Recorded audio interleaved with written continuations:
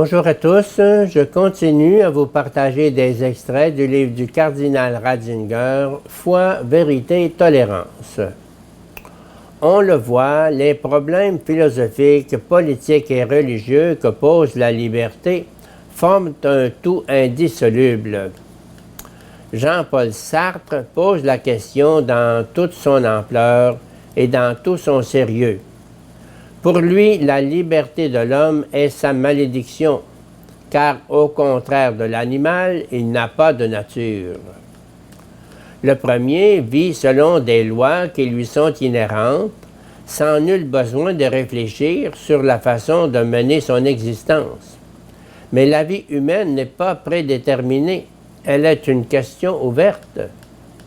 L'homme doit décider lui-même de ce qu'il entend par humanité, de la façon de la vivre, de la façonner.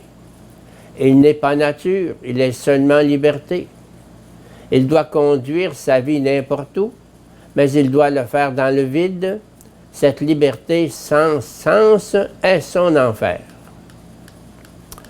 Ce qu'il y a de passionnant dans cette façon de penser, c'est que la séparation entre liberté et vérité est poussée à l'extrême. Il n'y a pas de vérité. La liberté n'a pas d'orientation et pas de mesure.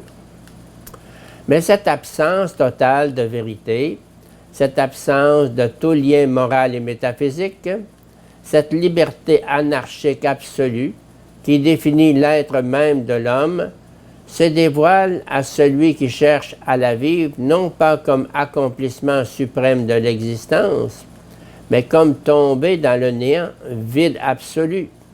Par définition, c'est la damnation.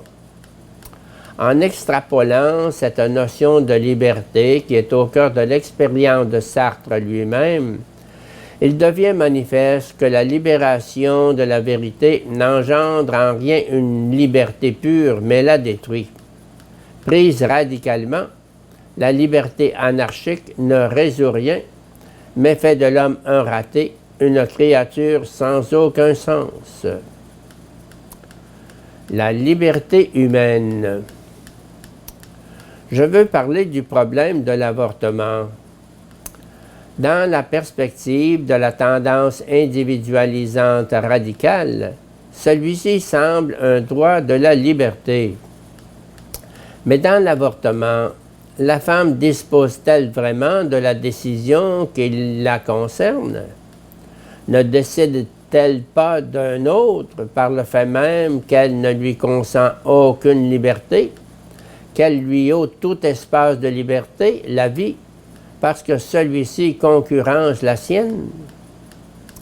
Il faut donc se demander ce qu'est cette liberté qui compte parmi ses droits, celui de supprimer au départ celle d'un autre. De quoi s'agit-il?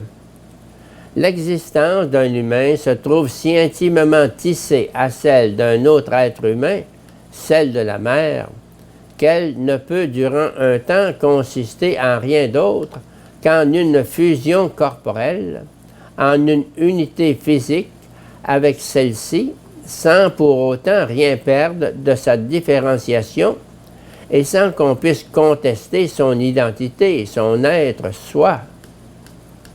Bien sûr, cette identité est de façon radicale tirée d'une autre, tout comme inversement, l'identité de la mère est contrainte par cet être avec à se poser comme un être pour, ce qui vient contredire sa volonté d'être en soi et est donc ressenti comme opposition à son indépendance.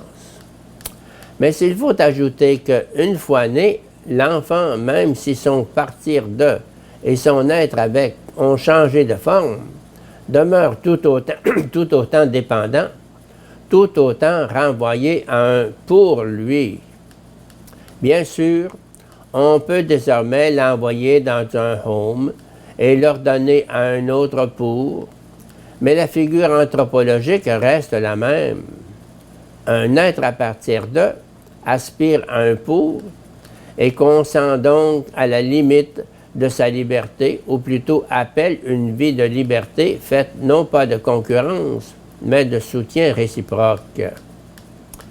Si nous ouvrons les yeux, nous voyons que cela ne vaut pas seulement pour l'enfant dans le sein de sa mère. Cela ne fait que rendre manifeste la nature même de l'existence humaine.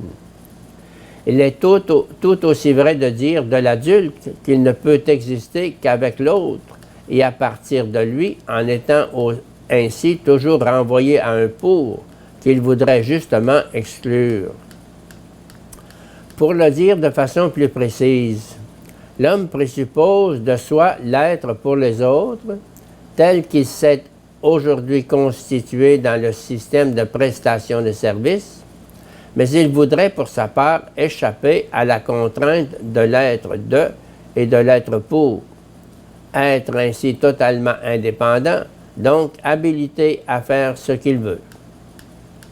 L'appel à la liberté radicale qui se manifeste de façon toujours plus nette dans la ligne des Lumières et en particulier de Rousseau, celui qui caractérise la mentalité commune, ne voudrait ni d'origine, ni de finalité, ni de pour soi, mais seulement une liberté totale. Autrement dit, l'homme ne voit dans ce qui fonde réellement l'existence humaine qu'un attentat à la liberté préalable à toute vie et à tout agir. Il voudrait être délivré de sa propre existence humaine pour accéder à l'homme nouveau, dans une société neuve où tous ces renvois qui limitent son je devraient se diluer, y compris le devoir de se donner à soi-même.